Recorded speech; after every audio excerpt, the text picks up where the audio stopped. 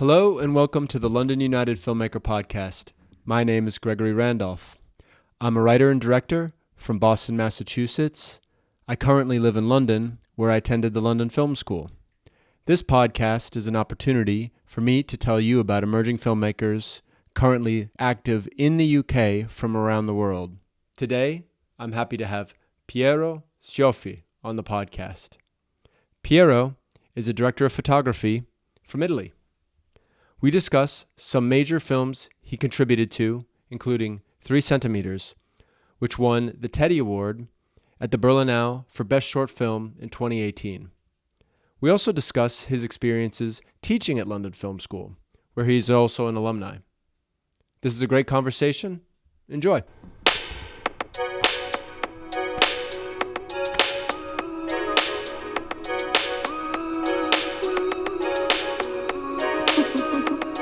Piero Cioffi, I want to welcome you to the London United Filmmaker Podcast. How are you? Thanks so much, Greg. I'm good. Yeah, nice day. So happy to be here. It is a nice day. It's good to see you. It's been a minute. You are a fellow alumni of London Film School. You're a director of photography who has had some really, really remarkable success in the film festival circuit with films like 3 Centimeters, which appeared at Berlinale. A previous film of yours was at the London Critics Circle. You've won the Nehemi Award at the Encounters Film Festival, Iris Prize Festival, which that's a big one. That's $30,000 towards the next short film for the director, which is that's pretty amazing. Yeah, that was fun. I was just reviewing that and I'm like, that's a great thing to have. Pigs by director Julia Jackman, which you DP'd, was at the BFI London Film Fest, which is an incredible film festival. You know, just the biggest, the one in London. I mean, if I know correctly, you've worked with Juri Ferri, who I just recently had on the podcast, with La Andessa, and which made the Rome Independent Film Festival, and to top everything off, this 3 Days by Echo Gong, which is a LFS grad film, I imagine, was at Clermont-Ferrand Film Festival. Yeah.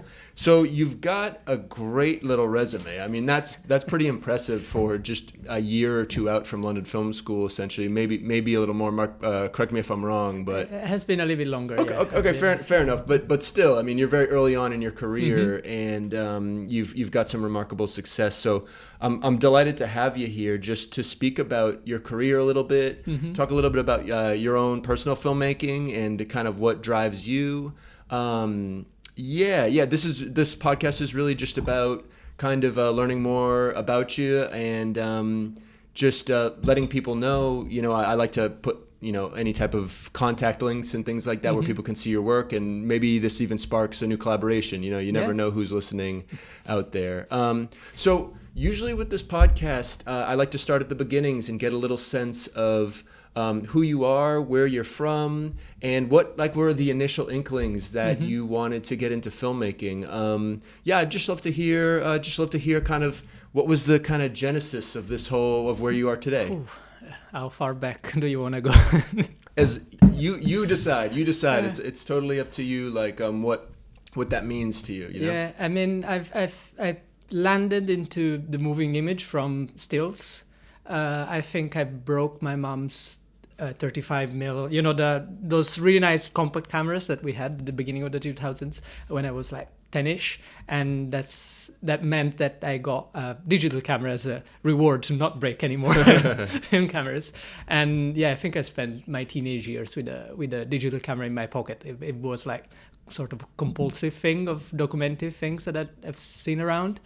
And then in my town there used to be, it's a bit smaller now, but there used to be this really nice arts festival throughout the whole summer that was... Where are you from? It's a town called Ravello on the Amalfi Coast in the south of Italy, which many people will know because it's beautiful. There is a lot of people that go there for vacation. It's a huge destination wedding spot right now. We used to have this huge arts festival during the summer that was a lot of theater, a lot of music, live music, some cinema as well, some years, and a lot of art exhibitions. And one summer I was working as a helping pair of hands putting up paintings in the art exhibition, and the photographer of the festival comes around with an assistant that was my friend. I was like, what do you mean? What are you doing? This camera is really good.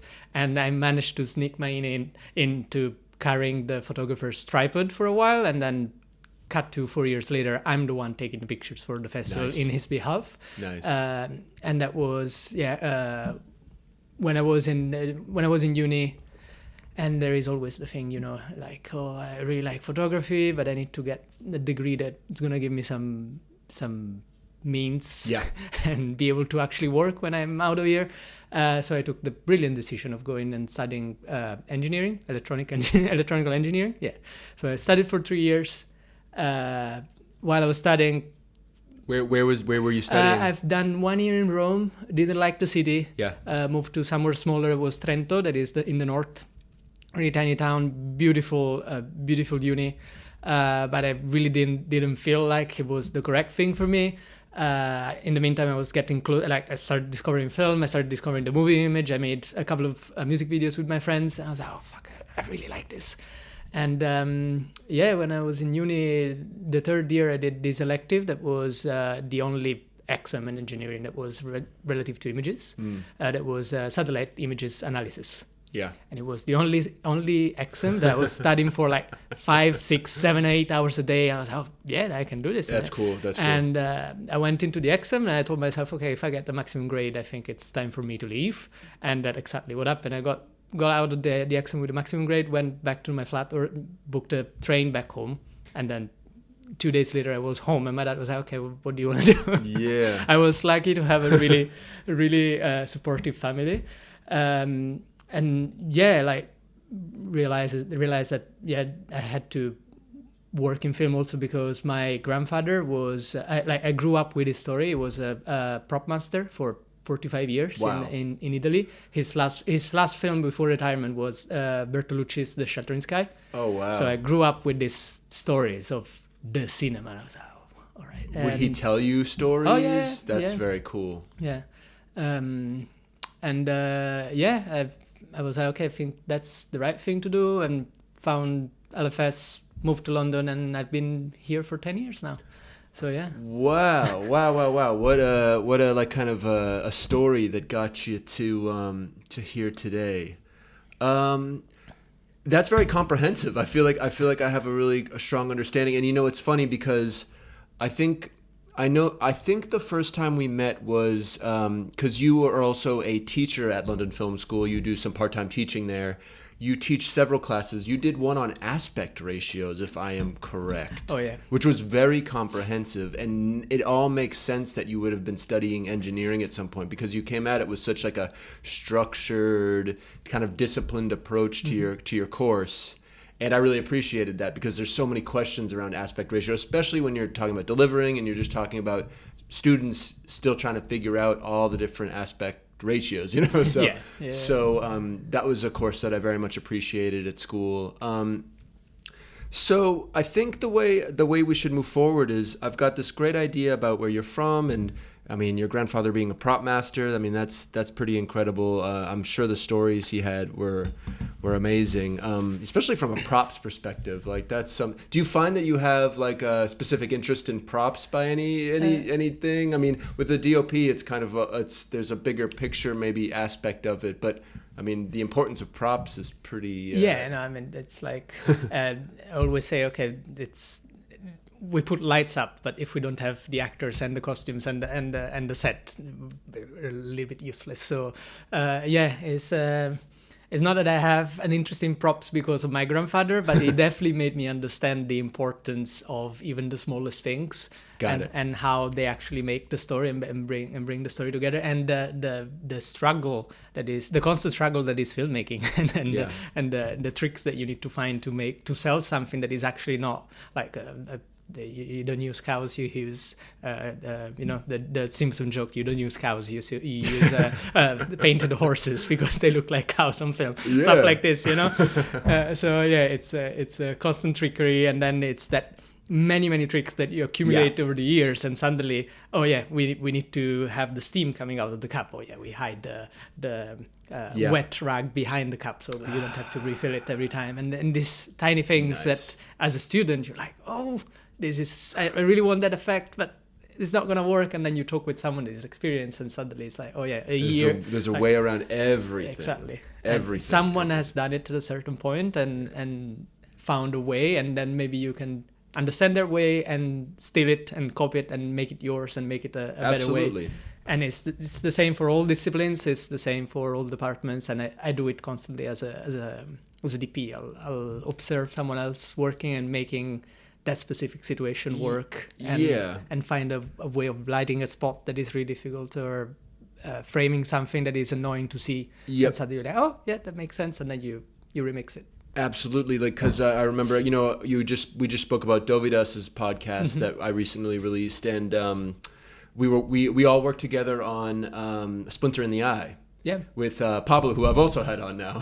I was there as well. You were there. Yeah. I know, and that's why I bring it up, because I think you've got incredible credits to your name, but I think this idea of picking things up as well, and you were first AC for that film, and I just felt like, oh damn, this is like a dream team going on here with these this camera crew, and I can see what you mean there by that was kind of a very specific set, with like very long shots and keeping things in focus with like minimal light, and I appreciated the difficulty of it. I think I saw you guys struggling but succeeding, and it's a brilliant film. So I mean, congratulations on that as well.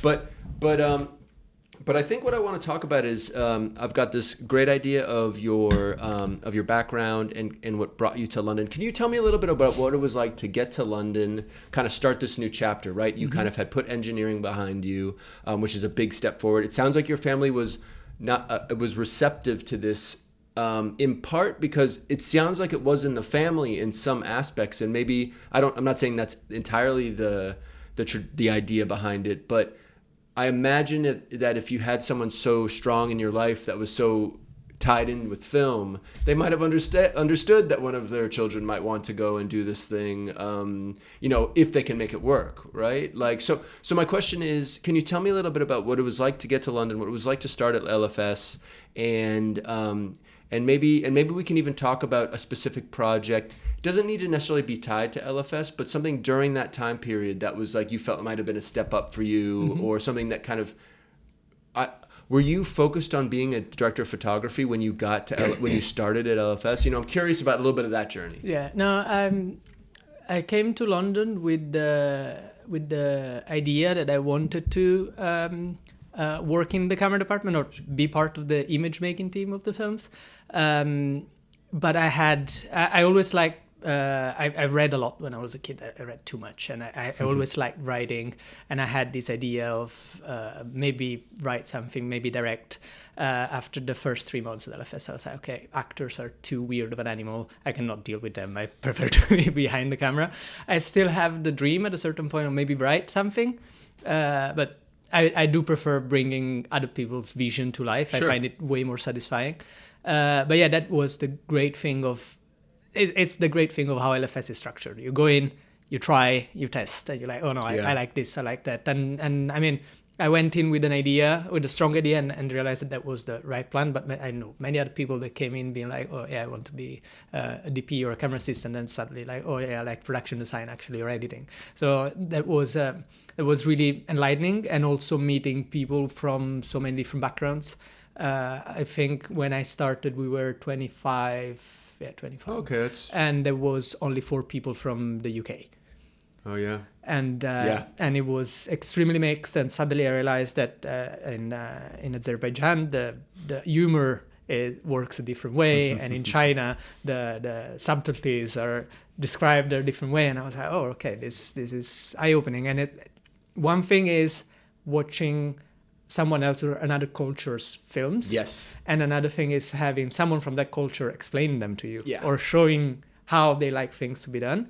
And just knowing them, you know what I mean? Yeah. Just kind of knowing, that's kind of the intimacy that it's like you really, not only you're spending 12 hours a day or very early on with people that you just met, on set in a creative environment, but then through when one of them is telling a story and kind of being vulnerable, I guess you'd call it, especially at school, maybe it's early on in their careers, you get a really intimate portrait of these people and the things that make them tick, and that's very that's like delicate information. I don't know. That's something that not everyone gets, and so there's a trust. I think there's a level of trust that kind of forms around these groups. And sure, there's splinters and there's people that don't get along and things like that, just like anywhere else. But there is a certain like cocoon or kind of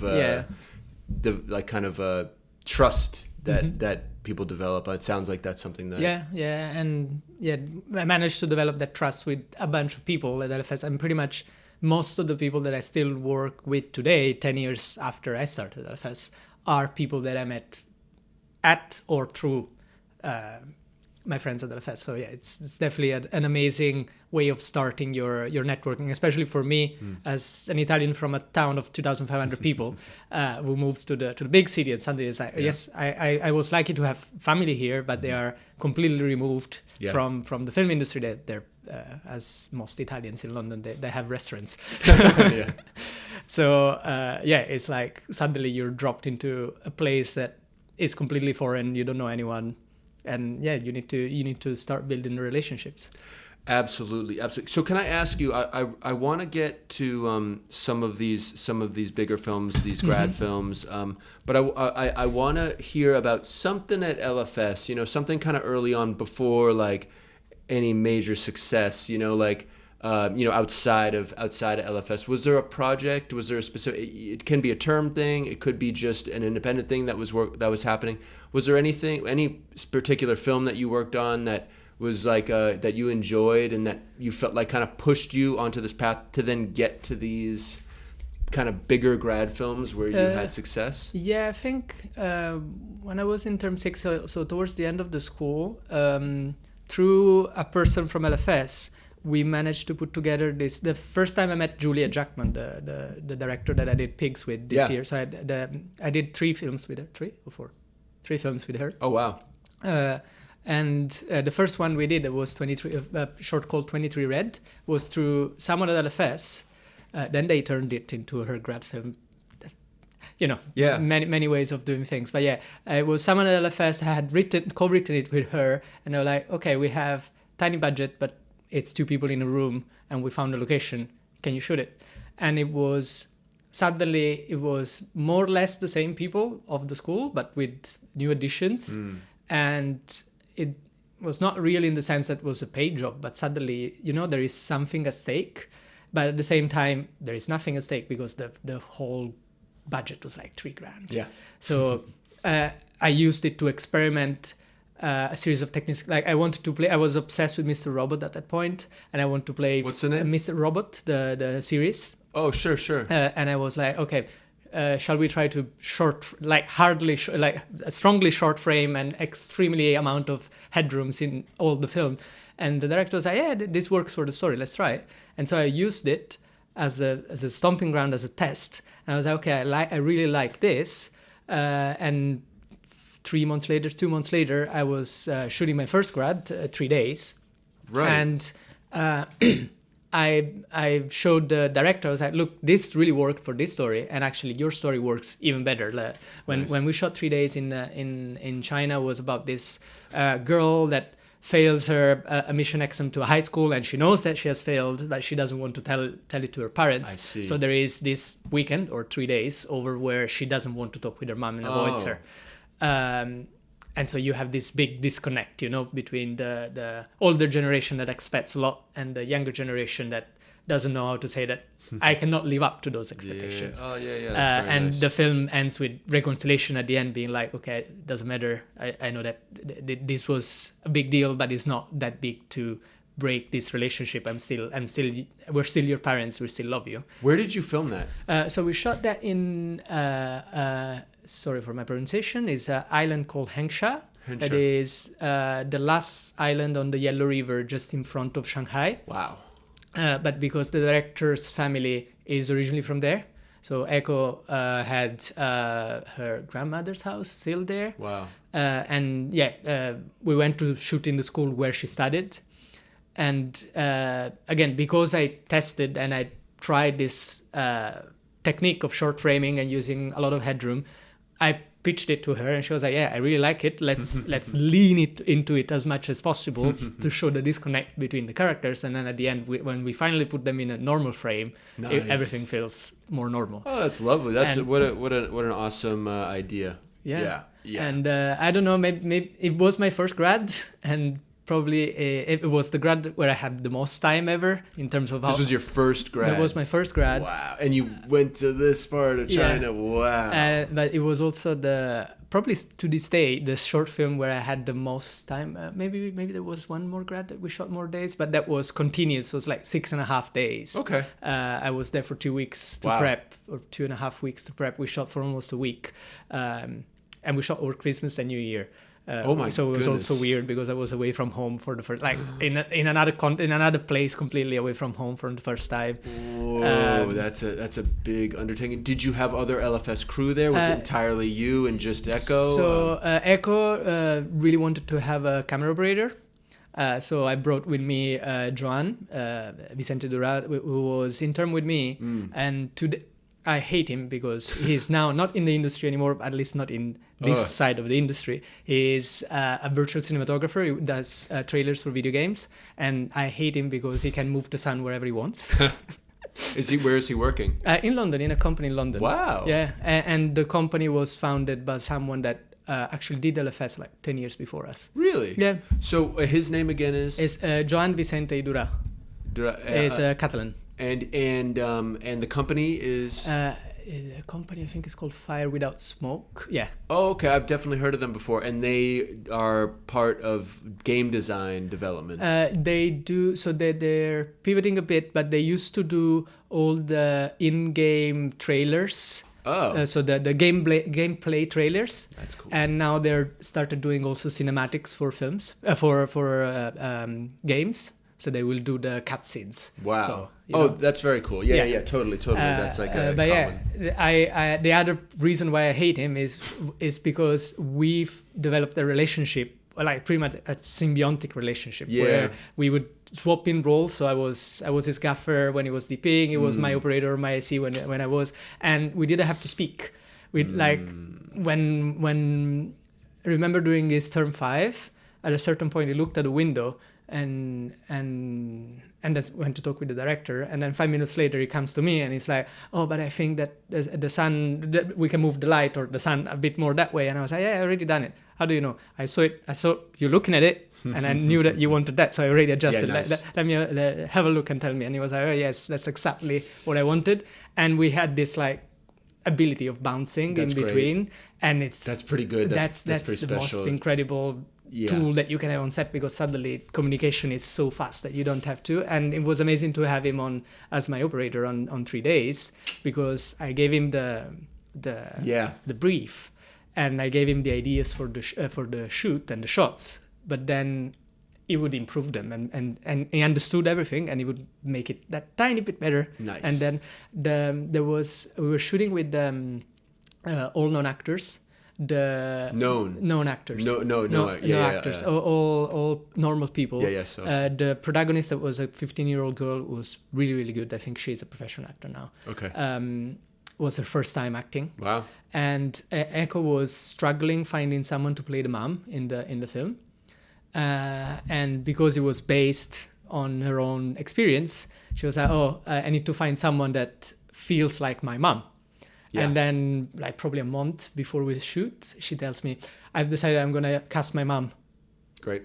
I was like, I love it. All right, let's see how it works. So can I ask you, do you, it sounds like you have a little, like, a moment of pause there when you hear that from the director. Mm-hmm. Are you, as a cinematographer, are you worried that might be a difficult performance to capture in some way? Yeah, I mean, are you worried about just... It sounds like, I mean, obviously you have a interest in the overall quality of the film, mm-hmm. and that sounds like something that was, that runs through your mind. Yeah, obviously. It's not something like where it's like, oh yeah, well, it'll be fine. I mean, I will obviously support the director in every decision that they take, but within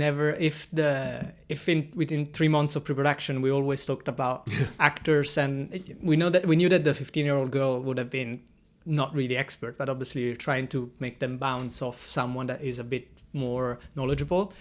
And then suddenly a month before the shoot, you're thrown into the deep end, being like, okay, no one on set is a real actor. So now you need to readjust even how you frame. That we had this. Yeah, for sure. I was coming to this because we had this shot. There was most of the film is one long. Almost everything is one long tracking shot. Yeah. Which is obviously not easy for non-actors because you cannot give them marks. No, yeah. And we had this frame where we wanted the lines of the kitchen to converge on the mom in the corner where she was supposed to take the call to call her daughter. And we couldn't get the frame correct because she was doing what she was doing and she would land in a different place. And at a certain point, I think around take 6 or 7, Joanne notices that she was leaning on the chair when she was doing the call. Yeah. And we just, without telling her, we moved the chair in the right position and told her to not walk one side so she wouldn't touch the chair and land at the end of the scene with her leaning on the chair. Suddenly she's in the correct position. Nice. So it's those tricks that you need to find, and obviously the earlier you know that you're going to work with that kind of situation, the easier it is to come up with tricks. I like it. Yeah. That's just good forethought, I feel like, and good on your feet in the moment, kind of correcting, based off of what you kind of feel like you have in front of the camera. But that's part of the success, that's part of, it's Clermont-Ferrand is a great festival. So, and again, it's not necessarily just all about these festivals, but I feel like when you're making thoughtful decisions like that on set, and that comes from good training, then you end up with a film that is communicating a little bit more than it would have otherwise, and that's your grandfather was a prop master, every little detail. So, and it's also, it's like a level of comfort with the actor, like that's all very visual and it's not just for like the sensitive viewers, it's every viewer will either get that, they'll pick that up subconscious, there's either you pick that up because you see it or you just feel it, so I love it. I think actually this is fine that we're kind of entering the territory of a lot of these grad films because I think there's a lot to talk about. But I wanted to just pull back just a touch and ask you, this is just a question like right after, because I was looking at your highlight reel, I was looking at through some of your stuff, and I'm always trying to, especially with like, you're well on your way as a DOP. I'm not, you've got some really great films. So my question is more, is there any subject matter you specifically gravitate to as a DOP, or like when you're meeting, you've discussed working with one director several times now. Like I'm very curious, subject matter wise, when you read a script and things like that, but also director wise. I mean, that DOP director relationship is very, very important for many reasons. I think that's clear.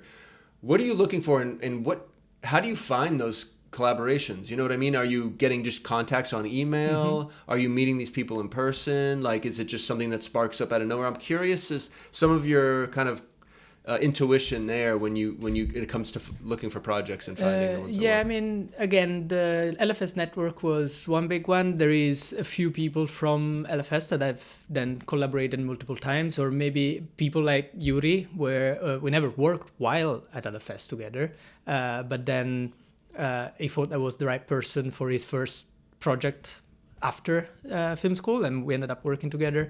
I think in terms of what I like to shoot, or like the kind of directors that I like to work with, is more, I think you can narrow it down more if you say what I don't like to shoot. Yeah. Because I do enjoy playing around and trying different things. I just like to be thoughtful. I'm not for like stuff that is too lighthearted. Sure. I feel it's, I don't like to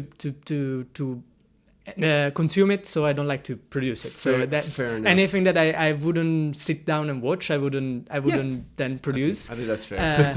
But yeah, there is. So I guess that kind of goes part and parcel with maybe a little bit, because I'm always curious as to what you're watching. You mentioned one television show that you were watching. Can you say the name of that? Mr. Robot. Mr. Robert. Okay. Maybe I would be curious, like, I guess this is all kind of one question, is like, what type of things do you like to watch? What's something recently maybe that you watch, or what's a film that like you remember growing up really, really enjoying? That I think that all kind of goes into this kind of what it is that you want to make. Yeah, I mean, the film that really made me fall in love with filmmaking, as in I was like, oh wow, this is what I want to do, and it's probably to this day my favorite film. Okay. Is Children of Men. Yeah. And also what sparked my love for Cuarón, but I also hate him. But yeah. That's another story. But yeah, it's that kind of being in the nitty-gritty of a situation, and suddenly you're like, okay, how do we get out of it? But at the same time, I like more subtle and like long drawn thrillers and dramas like Severance or Mr. Robot. Is multiple series of something that is slow enough to feel like closer to slow cinema than modern TV, but not that slow. Like it can indulge, but without being too indulgent into being a slow piece, and at the same time it keeps you on your toes. Can you tell me? Can you just give me like a? I'm curious to hear from your perspective what Mr. Roberts is about, and what it sounds like you kind of already explained some of the things that interest you in it, but I'd just love to hear more about like kind of the story. Mr. Robot is about a hacker. I mean, the series has finished like 3-4 years ago, so I hope I'm not spoiling it to anyone. But yeah, it's about a hacker that gets roped into fighting against the E-Corp or evil corporation. Okay. That is trying to take over the world, and then within the seasons you realize that it's not just the corporation, is a transnational organization in between countries. There is China involved, there is the US, etc. But it's also it's based on the fact that it has this double personality, or at the end of the first season you realize that the person he was talking to most of the time is actually a fragment of his imagination, and is a version of his dad that he created to go over past traumas. And so you see him battling with this part of his personality that comes out whenever he needs to hack into something, or work as a hacker for the greater good rather than for the evil that corporation that he actually works for in his day as his day job. And yeah, it's about this connection, and it's about not knowing who actually people that you have around are, and what's their role in different parts of your life or different parts in other people's life. Yeah. And also how the overreach of corporations and corporativism is like creating a technological hellscape that if we're not careful. And today, I think the first season of Mr. Robot came out 2014 or 2015. Oh, wow. And today that first season scenario feels even closer to reality than did 10 years ago, and I'm definitely scared about it. I hope there is a Elliot somewhere that is fighting for us. I'll have to check it out. Sounds awesome. It's with Rami Malek. Piero, I've got a great idea for we're just kind of expanding on everything. We've had a little discussion about one of your grad films, and getting a sense of like what draws you to a project, and what kind of inspires you. My question is, does you own a Arri SR3, if I'm saying everything right? Again, I'm not like a total camera junkie, but I wanted to talk a little bit about what drew you to that camera. And obviously you got an interest in film, It's a 16 millimeter film. It's something I love as well. I've been lucky enough to shoot a project or two on it in the past, with the London Film School and otherwise. And I just wanted to talk. I was just saying off camera as I'm resetting the cameras, I don't want to beat a dead horse and talk about digital versus film. I mean, that conversation could have a million times. I'm sure you have nice things to say on it. But tell me a little bit about film, and just tell me about what drew you to that camera. And you rent it as well, so maybe we can even say, hey, listen, the camera is for rent in London if you're interested. But yeah, tell me a little bit about that. I mean, as a DP, you always get to the point where you're like, okay, you need to start investing in gear to be able to get the jobs you want. Word of recommendation: always buy the camera for the jobs you already have, not for the jobs that you would like to have. Which is what me and Laura, my friend Laura Seward, another great DP, she was like, oh look, I found this camera. Should we buy? What do you think about splitting a 60mm camera? Then we can pitch us as film DPs on film jobs. And I really wanted to shoot on 60mm. I remember I took a picture of the Aton the last day of my term 2 shoot that I was operating on. Yes. And I took a picture of it, and I remember posting it saying, this might be the last day that I ever shoot on a 60mm camera. And like I took it to my heart. I really wanted to shoot a grad maybe on 16. That did happen. But I really do like the medium, especially 16. It has that like tangibility that many other things don't have. And when Laura was like, oh, should we do this? And I was like, okay, it sounds dangerous, but let's try. And live on the edge. Yeah, the first deal that we found fell through, but then I had in Italian we say la pulce nell'orecchio, the bag. Nice. The bag was in my ear, and I was like, and when we found this other deal that was actually much more expensive, we're like, I think it's still a good deal, and so we ended up buying it. It's a money pit. Any film camera is a money pit. Yeah. That's what I'm asking about, because I know it's not just like it's like it is a dream camera, but it's also a nightmare camera. I'm sure, because these cameras. I mean, for someone who's not in film, these cameras are not easily serviced nowadays. They're not ancient, but they're cameras that were made a long time ago. Yeah, when was your camera made? The SR3, the model I have was introduced, I think, in 91 or 92. Yeah. My copy is from 98-ish. Sure. My copy was a on-the-shelf spare copy at Arri Rental for a really long time. Arri Rental in Munich for a really long time, so it's in really good nick. Yeah. And even then, it has some problems, and we had to spend it and every time something breaks or something, you can see that is about to deteriorate, that you start looking for spare parts. New brand box spare parts have run out really long time ago, unless there is a secret warehouse that Arri is keeping somewhere. The only way of getting spare parts is from someone selling a broken SR3, right? And you can grab spare parts off of it, which isn't a good sign, because that means like they're eating their own. Yeah, exactly. So there will be less and less cameras over the years, and you get to a point where it's not worth repairing them anymore because you wouldn't be able to keep them up. We are hopefully still far away from that moment where you need to say, okay, this camera is not repairable anymore, but I can see already, I mean, Arri still exists, hopefully for much longer. I think so. I don't think they're going anywhere. But they have great document. The SR3 is the oldest camera, so they have a part of their website where you can download the technical documentation of anything they created, and our camera is the oldest that you can get to. Really? And so there is the exploded diagrams of every single piece of every single part of my camera. So if something breaks, if I had the spares, I could follow those pages and just go repair it. Obviously, following a print book is something different than knowing that a belt needs to be on a certain tension, because otherwise.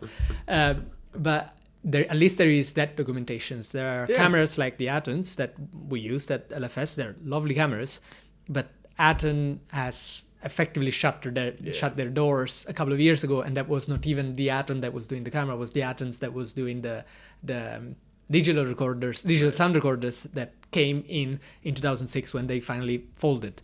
So it's in modern computer term, we call it abandonware, right? Yeah. When you have a software that is not supported anymore. It's pretty much the same thing with these cameras. At a certain point, they become abandoned and it's on you. Arri here in London are really lovely. There is a guy called Richard that is the ultimate expert on how to service them. Sure. And we have him on speed dial, and we give him a call every 5-6 months and be like, oh, what do you think about this? Should we bring the camera in for service?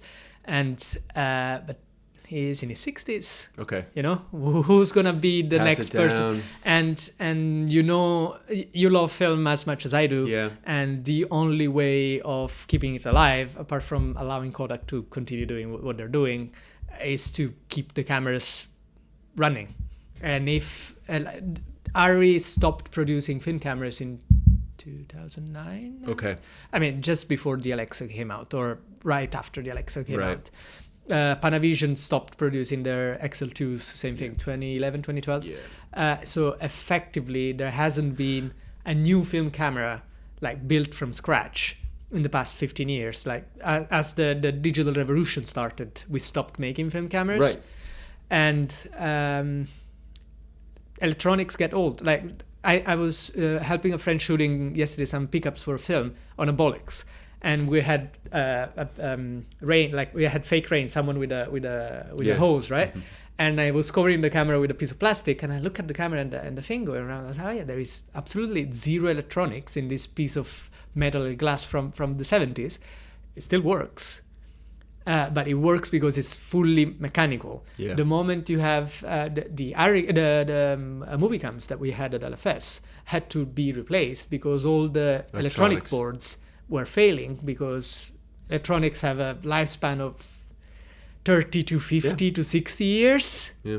And especially the stuff that when we were doing that, again, the engineering, Piero is coming in from here. No, this is great. The stuff that was created in transition between fully analog and fully digital. So anything from the late 70s to the mid 90s, it's a mix of analog and digital in terms of circuitry. Yeah. Before we went to fully integrated microprocessors and easy to print boards, there was always that bit of stuff that was... You still have analog pieces on modern cameras, but there was some stuff that was some logics that were analog instead of digital, and those degrade over time. And if you don't have, you can have the documentation, but there is pieces that are not made anymore. And how do you replace them? There is a guy in the States, I can't remember his name, but I love him because he's is an engineer and he likes to repair cameras, and he takes old cameras and checks the boards, recreates them in a digital form, and then rebuilds the cameras. Wow. There is a company in the States, in LA, called I think it's Rare Breed Sweets in LA, and they have two Mitchell 65 5-perf fries. The company was called Fries, Fries, like chips. Yeah. And so they found two of those. They gave them to this guy, and he managed to rebuild the electronic. Two of these 65mm 5-perf cameras. Okay. They gave them to this guy, and he was like, "Can you rebuild them?"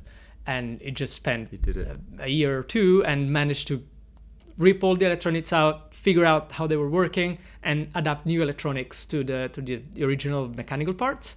And now you have these Frankensteins of two cameras that still work. But the moment that guy stops working, I mean, he's great. He does really good documentation. It's a lineage of like kind of supporting these things, and you hope that there's. Well, I don't think it'll be me, but you hope there's people that have this engineering mind and love of film. Mm-hmm. I think it's out. I mean, it's like you have to be hopeful. You know, I don't know. You obviously are a lot more in the know about these types of things. My question is, because I totally understand what you're saying. It's almost like this kind of like, it's like some type of passed down thing almost, or something like that, especially this understanding of mechanical electronics in these analog cameras. Do you think these bigger companies will ever start making film cameras again? Because, I mean, you look at that, you know, they always do that list of the Oscar winners and everything. They were all filmed this year. Like it was right? Wasn't it mostly... Yeah, it was mostly film. Yeah, it was mostly film. So you can call it the I don't know. I mean, I feel like you always kind of are looking around the corner and like it's like, oh, the film revival. Mm-hmm. You can't say it's dead. No, it's not. It's not. And you know, even if these cameras are failing or going off, you know, you have these the Arri Cam LT and ST which LFS owns a couple of these 35mm cameras. I mean, again, I'm not a DP, but I hear they're quite reliable, but still they're mechanical and they can fail, you know? Yeah. So especially if they haven't been making, if the companies haven't been making, I think this is a very important conversation, actually. I think it's a good conversation to have, especially, I don't know, I call it, again, emerging filmmakers. You know, we're in that state. You know, I think we still fit into that bulb for sure. And so I think the conversation that we have is, you know, because my next question is going to be, you obviously have a love for 16mm, that film look, that with the scan, you know, it all ends up digital in the end, but there's something palpable that we get from that negative when we watch the rushes, right? Yeah. So my question is, not so much like what your decision is between film, because obviously that's budget related, but more, obviously you've shot a lot of digital work, but I have a quick question about and I almost want like your knee-jerk reaction as opposed to like a long-winded thing. But what is the difference you're seeing? Again, it's all. I'm sorry. I'm just let me finish. Let me land here with it.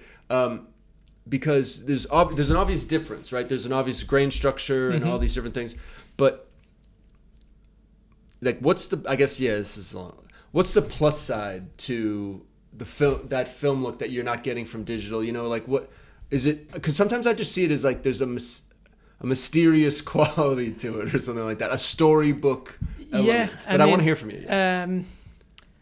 Okay, two things. The most basic one is the highlight roll-off, which we still crave, and we've been doing DFD for the past 5 years. I mean, I've never done it, but big filmmakers are filming on digital, then printing onto film, and then rescanning just to get that extra smoothness of the highlight roll-off that you get only from film.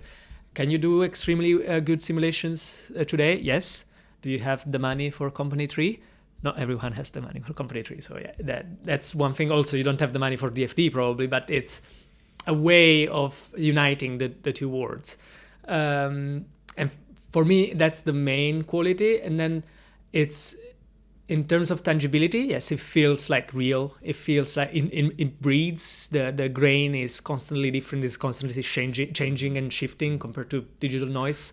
So you like that kind of I think part of that chemical thing that happens is that there's a little bit of not randomness but unexpected. Yeah. I think the unexpected is a kind of an important part of, like, because you look at the cinematographer and you look at trying to have an exactness, you know, even in your engineering background, I imagine you are quite like that. Yeah. So it's interesting that you have that, and it's not a lot, you know, it's not like a complete, you know, you don't know what you're getting, right? You measure, you do the normal things, and you're going to get what you. But then it's a breeding thing that will change, just depending on where you're shooting. Yeah, the warm temperatures of the jungle and the heat are going to create a different type of structure than if you're shooting in a dry, arid climate. You know, and that's exciting. You know, the main thing for me is discipline.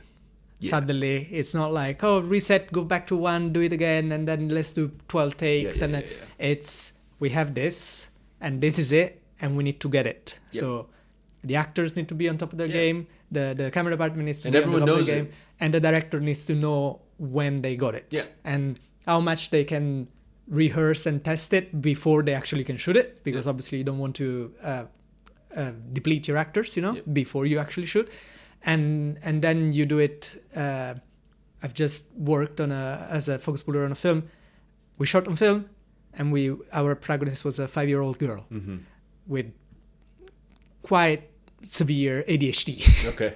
So imagine. Yeah, it's tough. It's tough. It's tough. And suddenly you need to be so switched on and so ready, and so not only ready to react to how what happens, but also suddenly your plans on how much you were planning on shooting might be thrown off. Yep. So what are you going to do? Are you going to save? And it makes you extremely precise. And that's why I still take a lot of stills on film. Yeah. It's just that I know that I have one roll to bring with me on this trip. I have 36 pictures. What is it? Three good ones on a roll. So I want to have 3 good memories of this trip that I'm doing, or of this set that I'm on. So it's just like focusing. Every time people ask me, I had this conversation a few times with other teachers at LFS or people that are in the industry and want to teach, and they're like, okay, why should we still teach film? And for me, it's a bit like in Italy, in high school, in the main high schools, that is the liceo, we still teach Latin.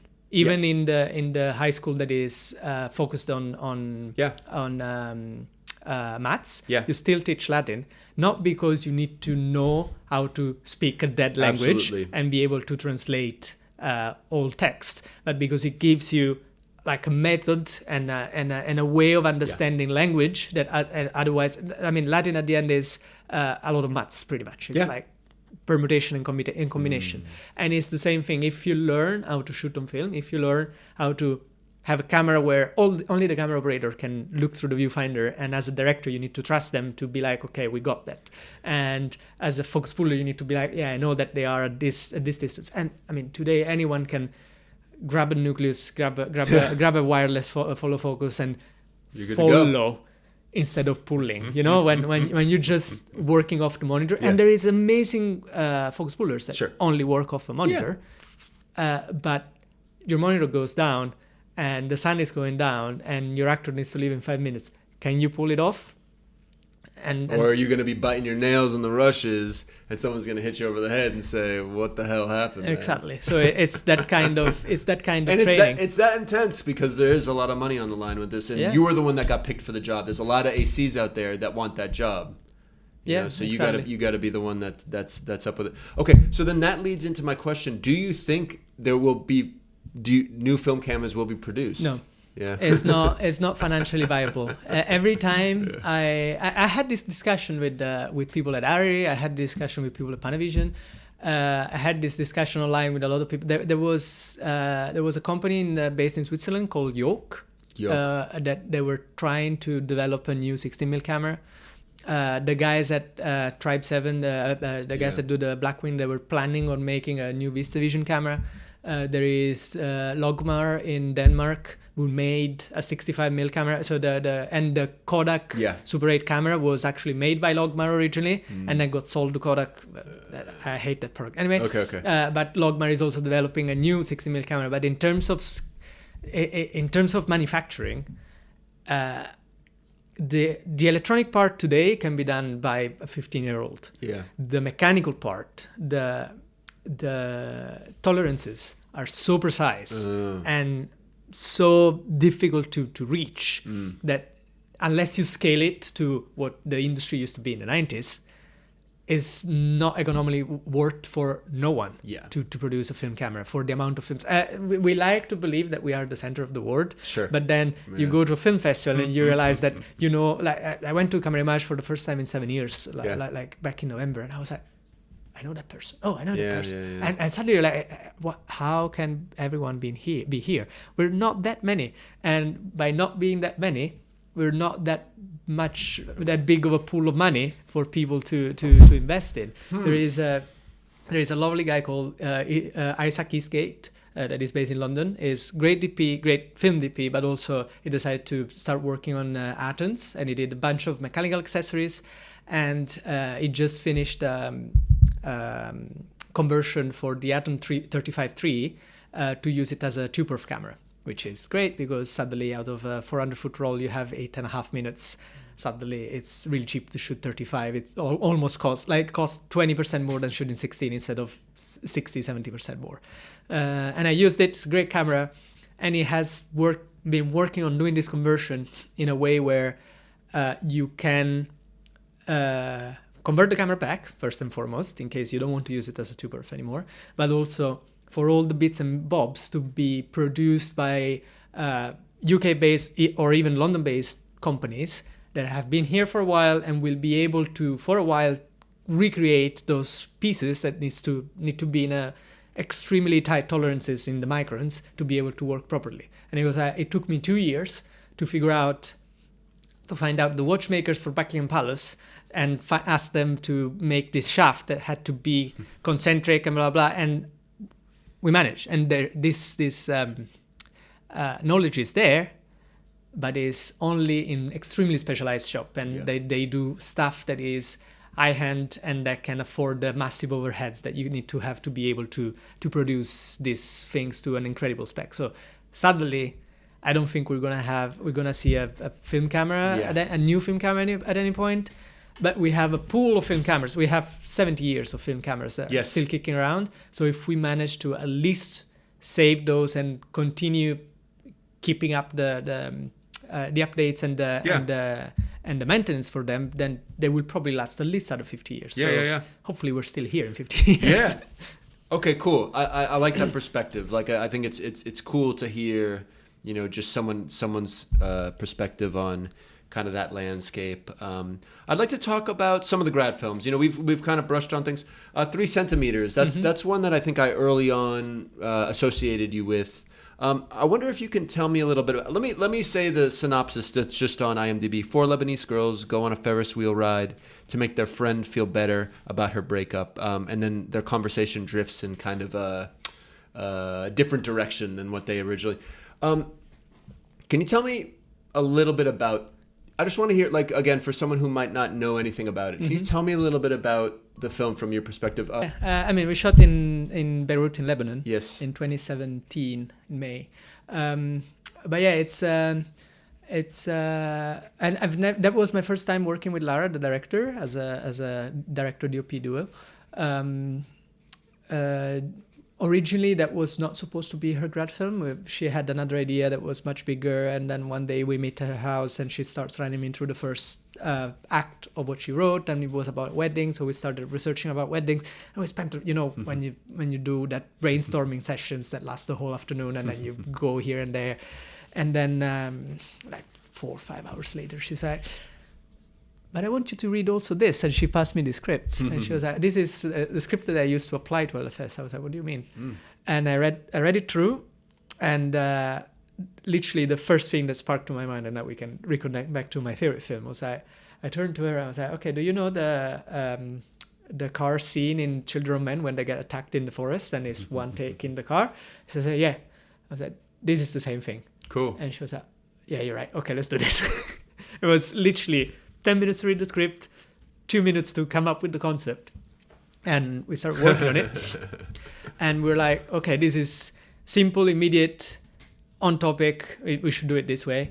So the film touches on themes of homosexuality. One girl comes out. I mean, the film has been around for a really long time, so I don't care about spoiling. Yeah. But one of the girls comes out as gay, and obviously you have the reactions of the other characters, and it's a really private conversation in an extremely public space. Yes. But one where effectively no one else is going to hear you, but also you cannot escape from. Right. So suddenly you're like, you have this hostility in between the environment and the conversation and the beautifulness of the sea and the panorama, but you cannot go anywhere. You need to have that uncomfortable conversation.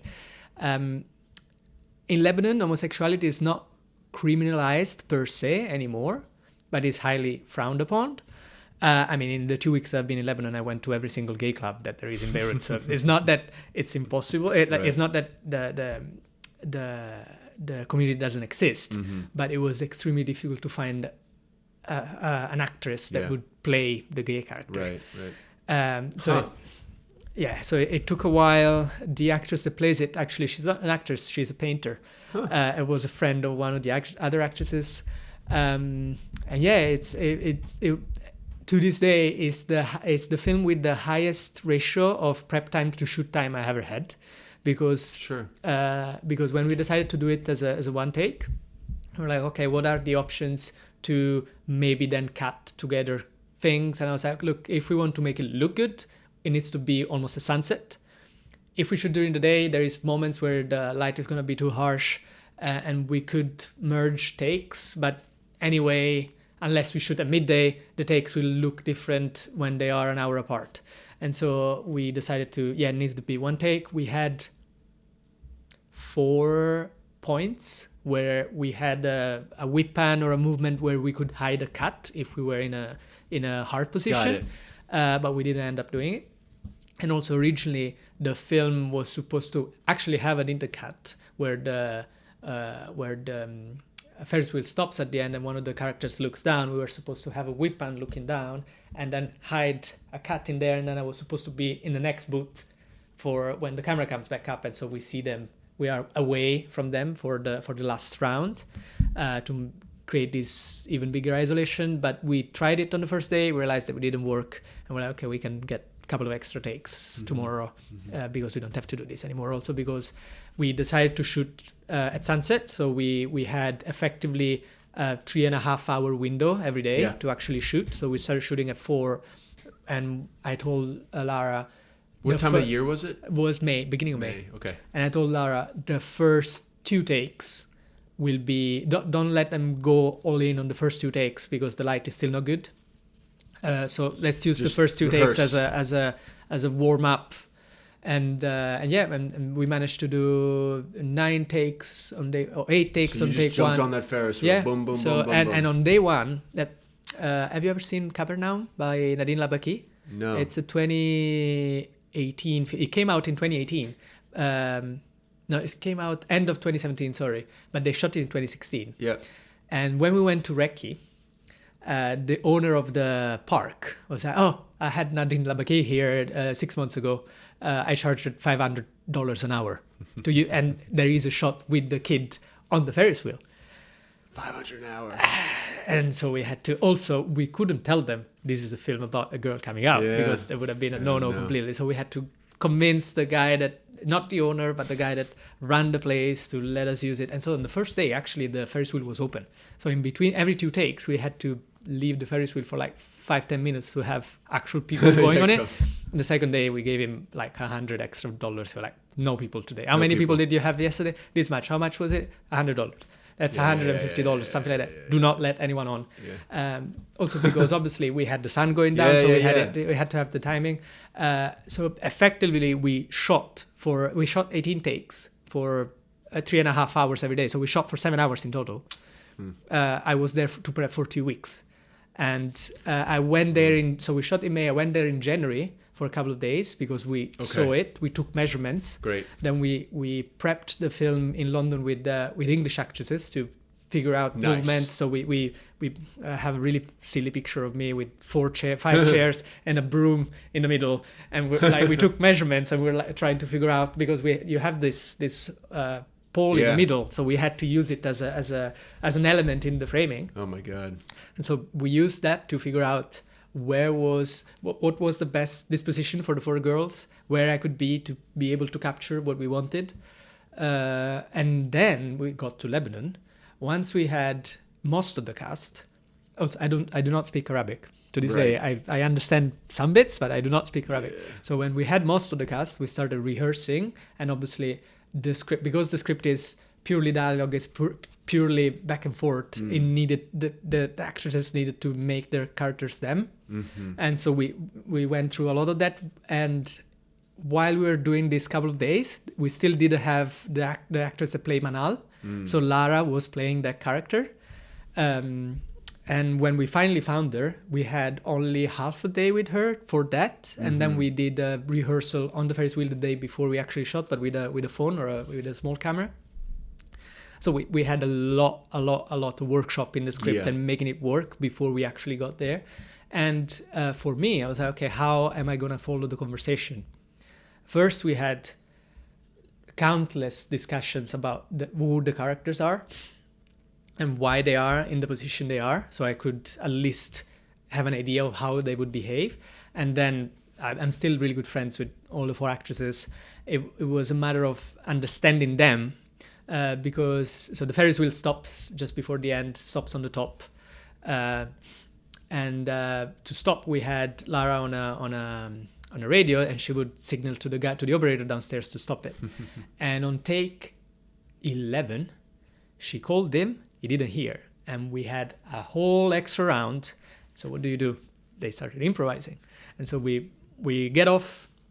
We watch the take, and Lara at a certain point stops and starts laughing like crazy, because I managed to follow a joke that was completely improvised, and then she explained me the joke was also a really dirty joke. And it was completely improvised. Right, 'cause they're speaking Arabic. It was completely improvised. I had no clue what they were saying, but I managed to follow the conversation and land on the right beats, because I was so in sync with the actresses and with the characters that I was like, okay, this makes sense.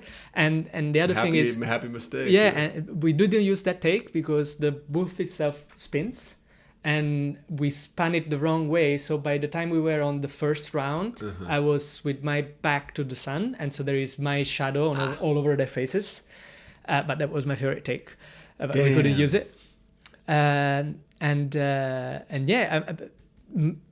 That came only from like when the last time we rehearsed in the house, and we had a more or less complete effective script. I recorded the last rehearsal, and I spent 2 nights listening to it overnight, so I could remember the rhythm and know where certain words were landing. Then we had obviously, how do you storyboard 8-minute one take. So we knew that on certain beats we wanted to be on certain characters and see certain elements, and we ran through it.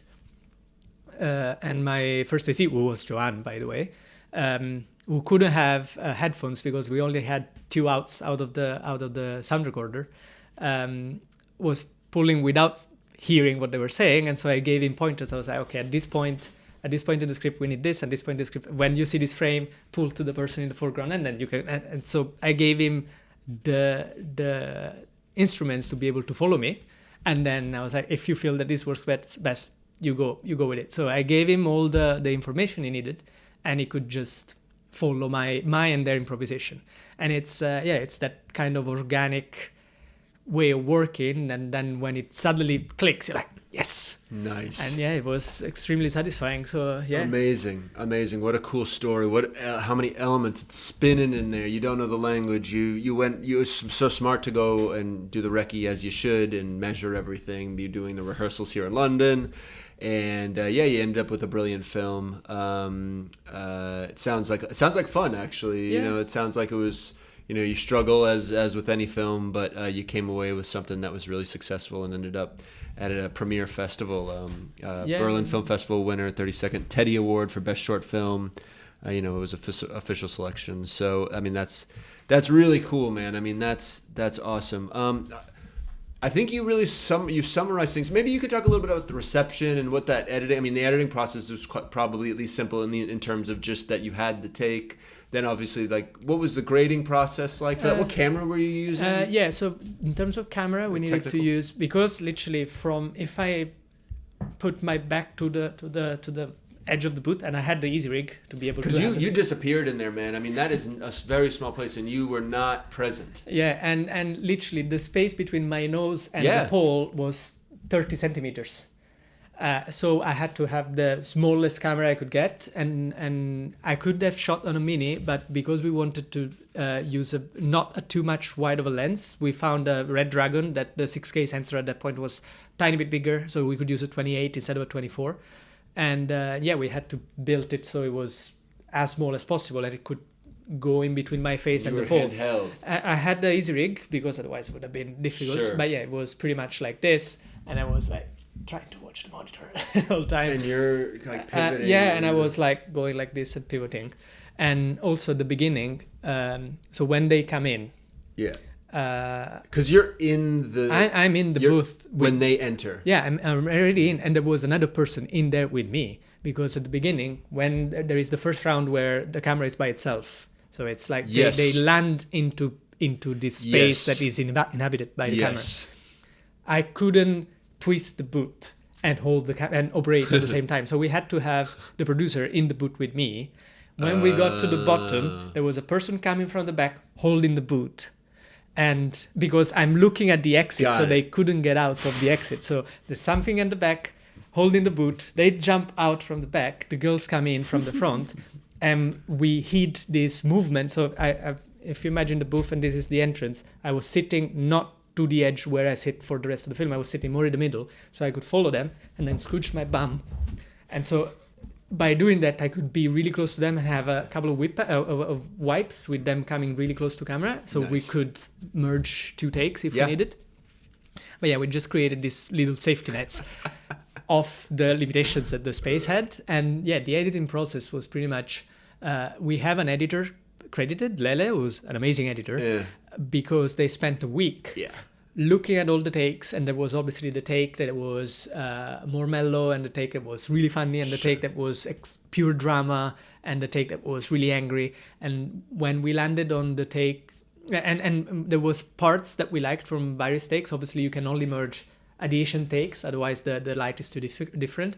So they tried to create a hybrid with a hidden cut. And when they realized that there was no ways of making actually a better take than take, I think the one that we have in the film is 13 and the one that I like is 11. Yeah, so the film that we're using is take 13. When they realized that was the take that worked the best, then they went into sound editing and didn't do anything else. After the premiere, Lara she's still upset about it. After the premiere in Berlin, I told her, the first thing I told her, I was like, I liked better the other take. Hey, well, what the hell? I was like, you know, it's that kind of, if you're never happy with your work, then it's a way of improving. Yeah. But I was at the point of my life where I didn't understand when to stop complaining about my work. I get it. And yeah, Lara she still recriminates to me sometimes. That was the first thing I told her after premiering at Berlinale, not at the not in. Shut up, enjoy yeah. it. You know, but hey, that's part of. You know, you want to be. You're always kind of critiquing yourself to be better. You know, that's you know, I'm sure that's. And that's a good thing to want to be better. So what can I ask you? You said 28 millimeter lens. Yeah. What type of lens was it? It was brand? Ultra Prime. Arri Ultra Prime. Yeah. Nice. Yeah, it's brilliant. It's not my favorite lenses. Okay. As in, it's not that is.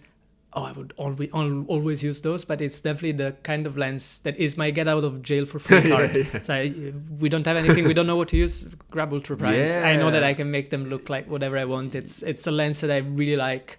I like to use them on a slightly larger sensor that they were used for, so you can get a bit of funkiness on the edges. Yeah. And I really like them on less lenses. And I use them a few times, not enough. I think I should use them a little bit more. Yeah, they're brilliant, and they've been. You know, it's just. I think there's a quality with Ultra. Now, remind me, Ultra Primes. That's Pan. No, it's Arri Zeidan. Yeah. Sorry. I'm again not a DOP, but they are.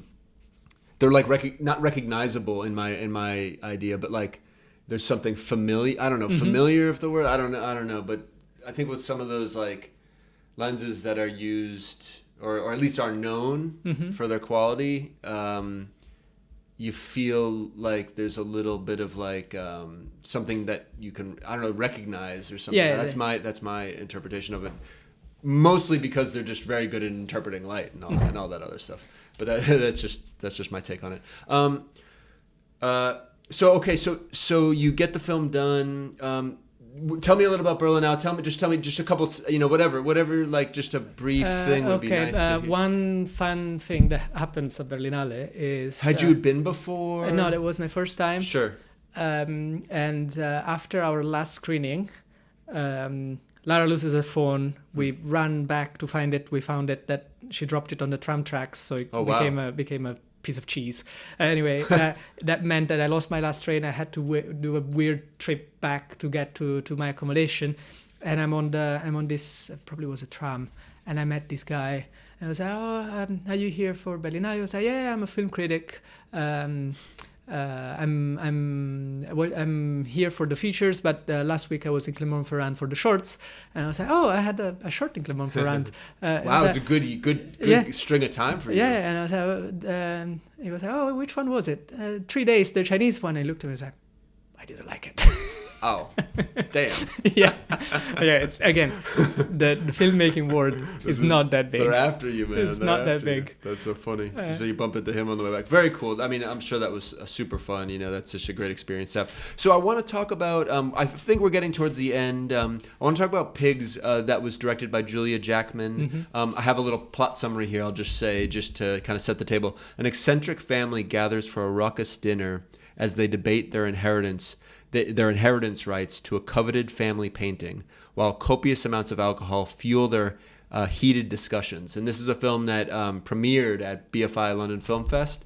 So tell me a little bit about it. Yeah, it's Pigs was the third time that I worked with Julia. She's a lovely director. Is she at London Film School? No, she knew another Juliet from London Film School, and she introduced me to her. So we did that 23 Red short film just out of film school. That was my stomping ground to try it and play with short framing. And then we did a BF 500 short film called The Riley Sisters. And then she did the first feature, which I couldn't do because the financiers are usually not happy of having a first-time director and first-time DP. But I managed to work on the reshoots because the DOP was really nice, and it was I cannot do the reshoots. I know that you shot the short. We referenced it a lot when we were shooting it. So would you like to do the reshoots? So I did this day reshoot with Josh O'Connor, which was nice. He was one of the producers of the film actually. Very nice. Who was the DOP that they worked with for the feature? It's called John Jonas Mortensen. Jonas Mortensen. Really nice guy. Really nice guy. I love his stuff. Very cool. And yeah, like when was it? December 2023? Yeah. Julia calls me and is like, "Oh, are you free next January? I have this short." And as usual, the best way of getting a job is to book a vacation.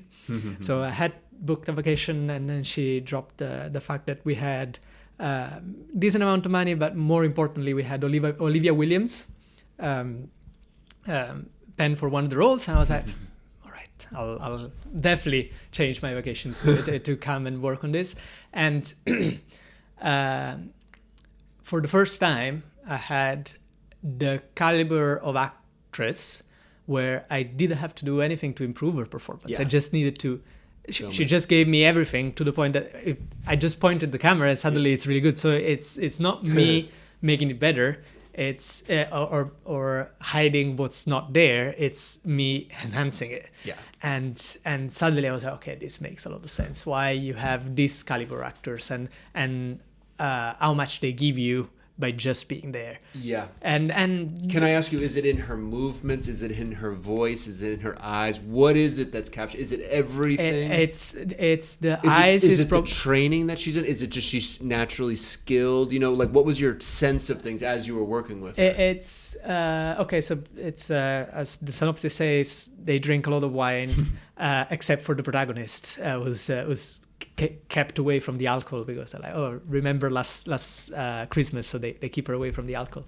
And so you have two characters that are getting drunk, and you see the actress sitting on the chair and then nicely talking, and then we call action, and then suddenly there is a spark in the eyes, and you're like, oh, you're drunk, but you're drinking grape juice. You cannot be drunk, but you telling me the fact that you're drunk, and then how you move your hair off your forehead and how you lift your glass of wine, you're way drunker than what we were doing 2 scenes ago, and you still only drank grape juice.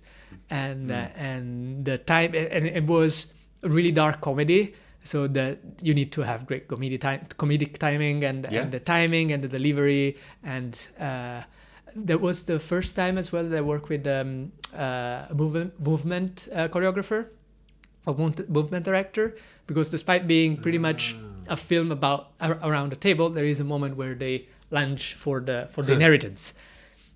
And obviously when you have it's 2 small movements, it's going for the painting, tag back and forth, fall on the floor, which sounds easy to do, but then you are in the situation and you look at it, you're like, oh, and then suddenly you have the movement director that says, okay, you want it to look good. Yeah, if you were pulling, when you know about the body, if you're pulling something, that a certain part would be tense, and you read it on camera so well. Yeah.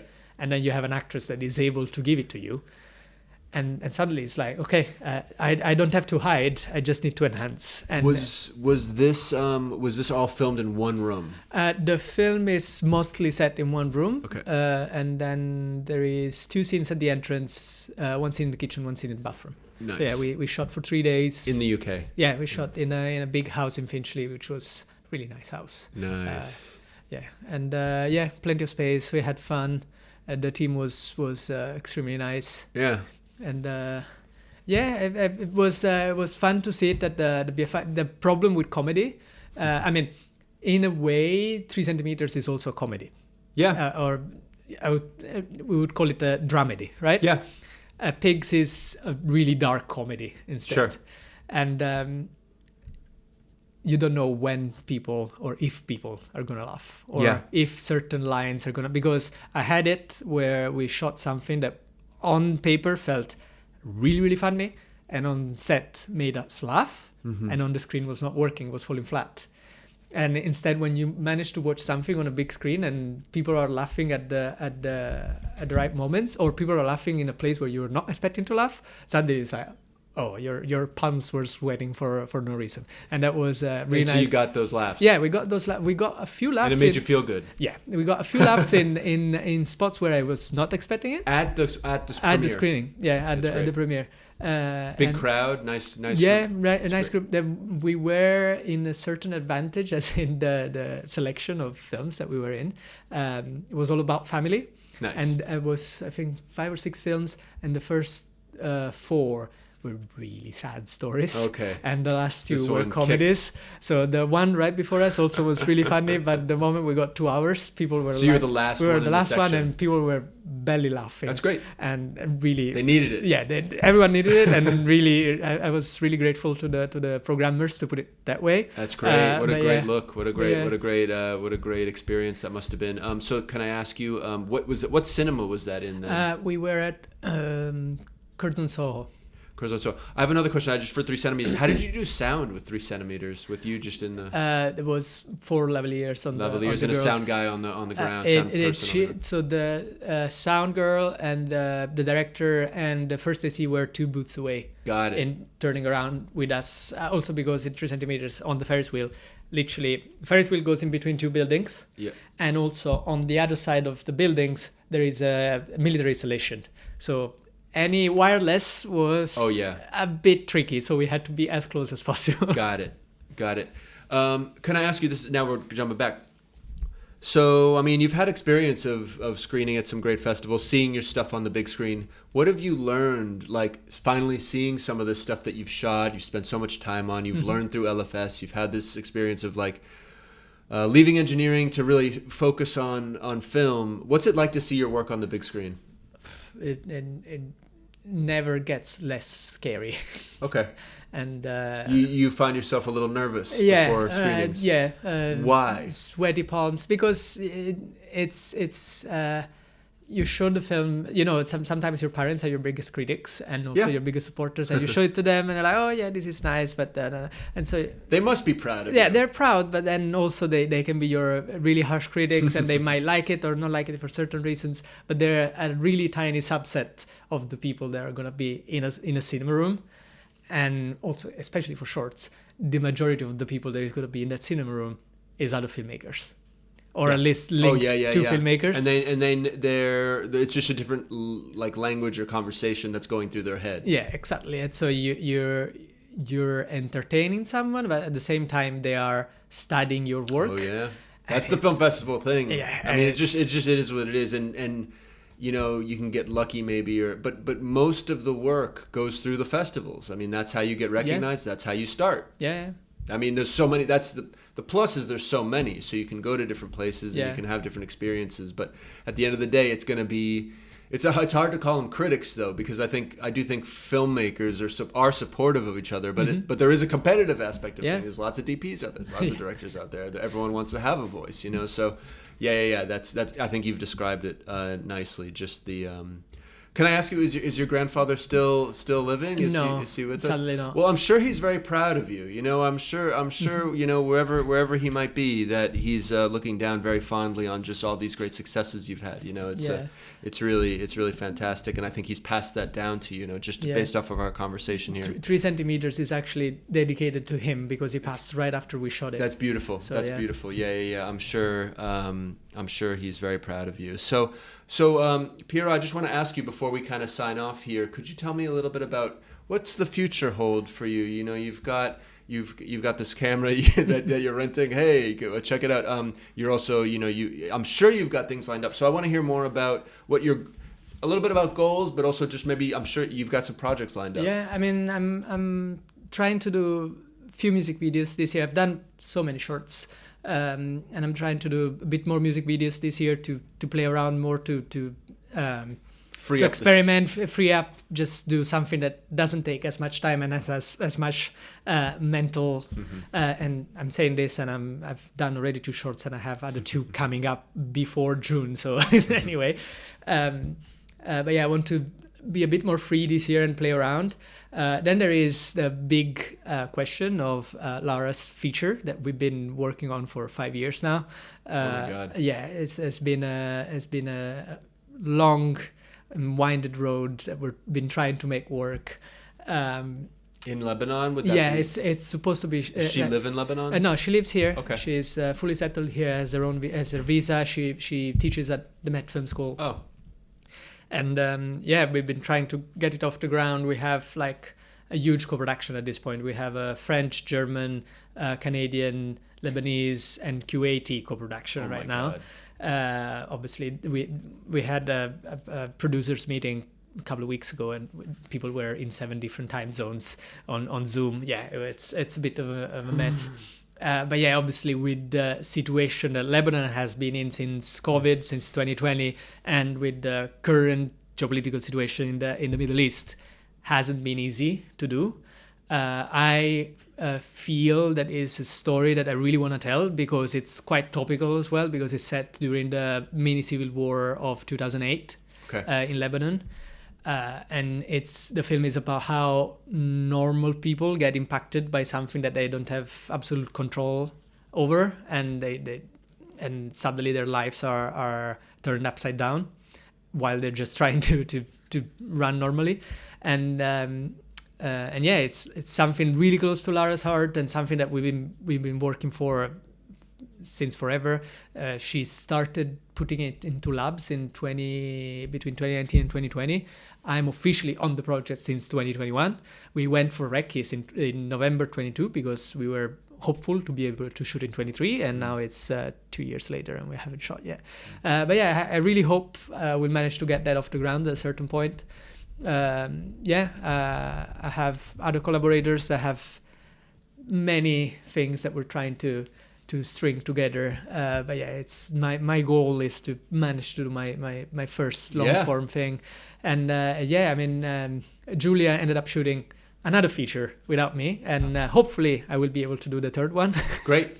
At a certain point. But yeah, I love working with her. She's great. And I can't wait to see her second one, because the first one was really good, and the second one was apparently also a really great thing to shoot. So yeah, I'm really looking forward to seeing that. I have to keep my eyes peeled for it. There's more I want to talk about, but I feel like we're kind of getting. You did La Endesa directed by Juri Ferri, that wasn't his grad film, was it? No. That's Juri's grad was a film called Meidagen that they shot in the Netherlands on 16mm. Yes. And when he came to me with the script of Hollandaise, I really liked the script, and he sent me the script 2 days later after I bought my SR3, and he was like, I really want to shoot this on film. I was like, yes, nice, perfect. We didn't end up shooting on film because of budget and reasons. I think we still did something really interesting in terms of look, and the film it's a really nice little piece. We shot in Italy, and it's something that I've been doing a bit more and more lately, which I like, but also I do prefer the film industry here. So I'm a bit of a in between two worlds, like, my 2 feet in two different shoes. What do you just feel? What is in the film industry in Italy? What bothers you about it there? Is it just right now, the film industry in Italy it's pretty much on hold because of how the government changed the tax credit rules. Okay.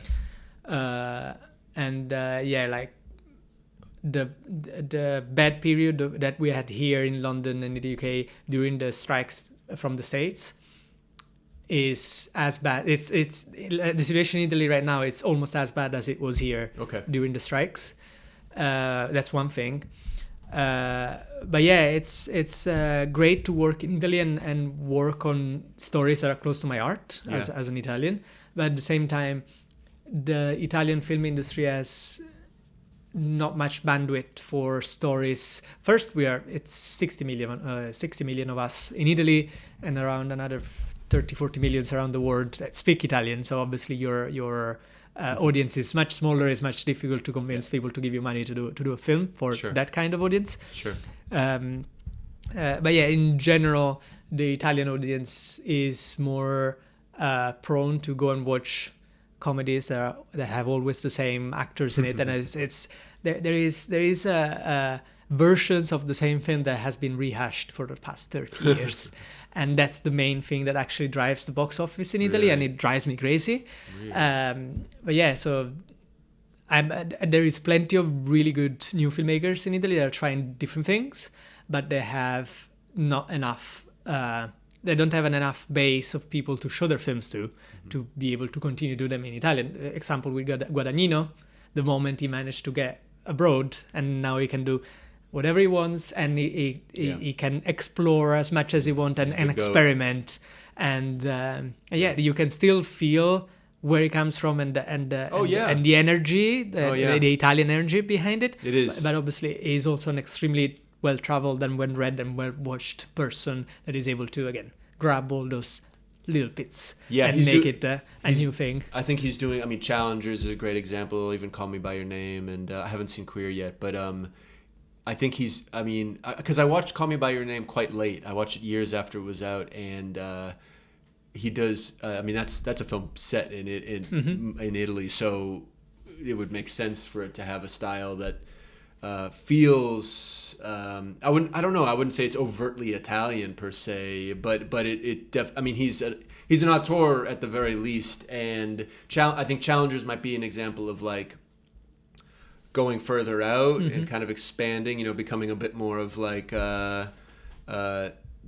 also haven't watched all his films, but it seems like he is he has his own spin on how he sees tennis champions or anything, you know what I mean? And he has a great voice, it's just, that's what's so fascinating about it, is you can't really put your finger on it, what he's doing, but he's framing just in interesting ways. He's telling stories in ways that I can't really, it's not something that necessarily feels like, oh, that's from the 60s per se. It's very now. But it follows a lineage that we all, as I think film people, are like, oh yeah, I feel like this is something like that I have seen before, but I can't explain it. So you've worked with Juri Ferri on L'Andessa. Can you tell me a little bit about that most recent project? Because we were speaking about it a little bit. He was very excited about it. You went away and did it, and now it's completed. I'd just love to hear just a little bit about it, just what that experience. So you had the conversation with Juri before we shot it. That's correct. Yeah. So it was an interesting January this year, because for the first time I worked with two directors that I worked before, but on something that they didn't write. So I worked with Chris Brake on with him was even more different, because that script was way more dramatic than what it usually works on, but was written by someone else. And that was a nice refresher of our relationship. That's our third short together as well with Chris. And this was the second short with Juri, and again, he didn't write, but in terms of setting, right, it was much more into his court, so it's like period piece, and we could really lean into the look to make it feel like part of the to make it an important part of the story in terms of being period. It was a project that came up from again the connections of filmmaking. Yes. The first AD that we had on the Olandesa created this, managed to get this money of the government in Italy to do a cultural program that was set in his region, and he managed to use this money to do some research for local folklore, and then he found 6 young emerging screenwriters, and he created a retreat of 10 days for these screenwriters to work off these stories and then come up at the end with a final script that they co-wrote. With 12 ends. It was interesting to have so many different writers, and then they managed to use the money that was from the cultural grant to also make the film. So it was a way different way of doing a short than most of the other avenues. Because in terms of creative freedom, like, we pretty much had complete creative freedom, because they were following the money was coming from a grant for this creative arts thing that was not precise to be that we were not obliged to produce that, but we could add it on top of the output of the grant, and it was great. It was this short set in this not completely defined early 1900s era place in the middle of the mountains in the north of Italy. Wow. And it's a way of retelling the story of El Mazarol, that is this mythological creature that lives in the mountains. That if you follow his steps while you're walking in the mountains, and if you fall into the imprints of his steps, you end up falling in his lair, and he's gonna make you a slave, and you're slowly gonna forget how to get out and how to get back to to the place where you're coming from. And so it was a retelling of this story, and we had these three characters. So this couple that suddenly finds this girl that runs into their house in the middle of the mountain where they're really isolated. And yeah, we were influenced by a lot of stuff, especially. Have you watched Vermiglio? It's an Italian film. The director, she's a lovely girl, half Italian, half Argentinian, and it's probably one of my favorite Italian films in a really long time. But it's set during World War One in the same area. So we used that a lot as a reference in terms of visuals. And actually, we rented a lot of props from the same place. The name of the film is Vermiglio, which means Juri was telling red, me about it. I think it's a dark burgundy red, Vermiglio, effectively. And it's funny because the whole film is pretty much blue. But yeah, we used that a lot as a reference. But also Juri, when he first gave me the script, he was I'm thinking of black and white, and it's pretty much cabin fever in a certain way. So we're like, okay, the lighthouse. So we went. So we're like, okay, should we do the orthochromatic look from the lighthouse? Because we're like, okay, we don't want to be a copy of Vermiglio. We like the look from the lighthouse, but also we're like, we don't want to do the 4:3 orthochromatic of the lighthouse. So we ended up shooting anamorphic with the orthochromatic look from the lighthouse and the props of Vermiglio. And I think we managed to get to a nice... Anamorphic. Yeah, and that was my first time shooting a complete project in normal anamorphic. Anamorphic is probably not my favorite. Yeah. I'm all about the relationship in between the face and the environment. Yeah. So, but with anamorphic, suddenly the relationship is completely horizontal. Instead of like, if you want to have a vertical relationship between a face and the environment, suddenly the face is really small. And it works great with two shots, but at the same time, it doesn't work great when you're trying to do. You want to be able to cut, and you don't want to see someone's mouth, so you need to be really behind someone's shoulder. Yeah. And so it has its limitations. Obviously the widest that you can go, it's limited. You can't work wide open many times, but yeah, it's a fun format to use. Yeah, for sure. Not my favorite. Need to have for the right project. Yeah, for the right project, really for the right story, perfect. And for the right location. Yes. We were shooting in a tiny cabin. I had open the camera spaces. I don't know. I mean, it sounds maybe a little like too intuitive, but and it's probably, I'm sure there's many creative ways to work with anamorphic, but that's what I've heard. And even in like the Lachman Deakins podcast, they were talking. I don't think Deakins is much of a anamorphic guy. Yeah. And I think he was talking about relation to the face. You know, he likes to be close to the face for specific moments. Sounds like anamorphic. There's some difficulties with that, which I found because I feel like spherical is generally the standard. You know what I mean? And so there's your things you're used to, and then that you're communicating it exactly how I've heard, where it's just like kind of growing pains, especially if the story calls for like these types of over the shoulder shots and things. So I could see that being. But then. You are in a forest and you do a close up and suddenly you have this lovely swirly bokeh and you're like, oh yeah, this looks like, and so there is the advantages, and there is a great look, and it is incredibly beautiful. They can be like totally stunning lenses. I mean, there is one of my favorite anamorphic films is the Florida Project. It looks so good. Look, and because they lean into, and it's the same thing with Danora. They leaned into. Drew Daniels likes to lean into the distortion and make it part of the story, and like make this grotesque things, larger than life things, and you enhance them with the bowing and with the imperfections and with the softness.